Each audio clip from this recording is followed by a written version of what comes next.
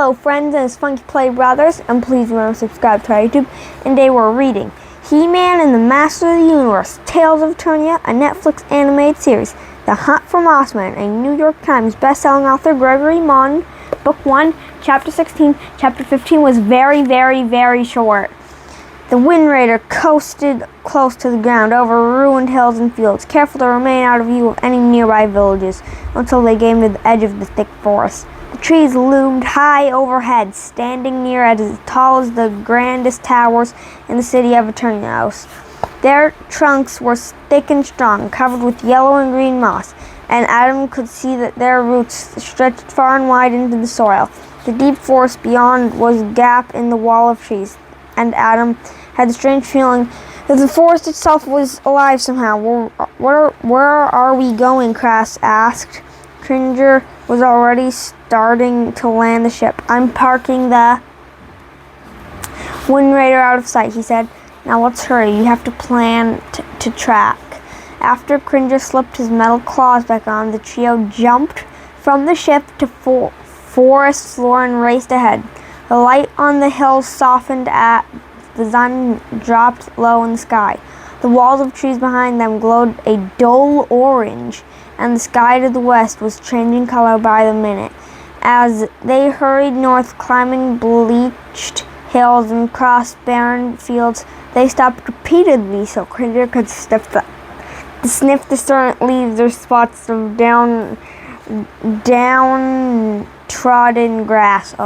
This stalled their progress repeatedly. Frustrating Cass, do you have to smell everything in building an olfactory library? Cringer replied. What does that mean? Crass said. The more I learn of Krennic's scent, the easier he will be to follow. This library never had completed, though. The trio had walked no more than a mile through the fields when the wind rose and a puff of yellow air curled towards them. Adam and Crass covered their noses, trying not to breathe in the rancid odor, but Cringer reacted too late. His sensitive nose was fried. I can't smell, he said. I can't smell a thing. Remember, the tries used all their senses, Crass reminded him with a smile, pointing to her eyes. Indeed, the path of Krennic was surprisingly easy to spot. Most of the landscape was brown and lifeless, destroyed by the toxic air.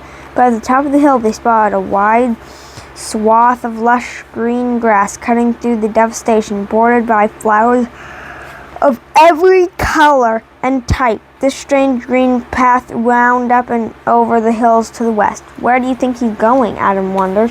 I don't know, Crass admitted, but this would be so much easier if we powered up. Patience, Crass, Cringer replied. We should draw a little attention to ourselves as possible. Not to mention that Krennic knows you as Tiger Tribe cubs, not warriors. We don't want to scare him off. For now, I think it makes sense to call upon our powers only when truly needed them. I really don't want to hike over those hills, Crass said. I think we need our powers now. Totally, Adam said with a laugh. Cringer growled, lazy cubs.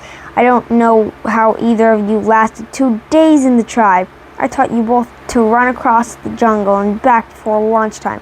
And now you're afraid of a few little hills? Adam glanced at Crass. She smirked. The two of them hurried off at a sprint, leaving the old tiger with a devil's late start behind them. Cringer could outrace them with ease, but the cat kept a steady pace at their heels. Adam could almost feel his smiling as he ran behind them. Crass looked happy, too happy. Happier than he'd seen her in days. Really? Adam slowed his pace slightly. He thought that he let her win the race. She might relax a little and stop all comments about his loyalty to the Tiger Tribe. The instant he let her edge ahead a few strides, however, she turned and glared back at him. No letting me win, Adam. I want this victory fair and square. Smiling, she pumped his arms and quickened his pace.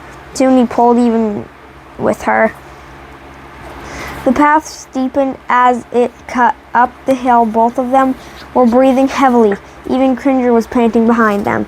And by the time they reached the top of it, all three were completely exhausted. Adam flopped and rolled onto the ground. Crass rested her elbows on her knees, removed her helmet, then stood with her hands behind her head, pacing as she gathered her breath. Neither of them looked down the other side of the hill to the lands beyond. Not at first. Then Cringer uttered a low growl. The swath of verdant green and brightly colored flowers wound down through the farms and fields to a bustling city surrounding a wide harbor. Dozens of sailing ships of all shapes and sizes were tied to the docks or else anchored in still water. The notorious pirate port of Westwind could have been plucked out of another time. Deep in Eternia's uncivilized past, the Adam Crennet path led straight into the foul, vibrant heart of the city. And apparently, chapter 16 is short too. So, friends, thanks for watching. Like, comment, subscribe, hit the notification bell. Follow us on our social medias, Funky Play Brothers, Funky Play Bros. Support our vlog, Cash App, the $sign Funky Players. Thank you for watching. Bye.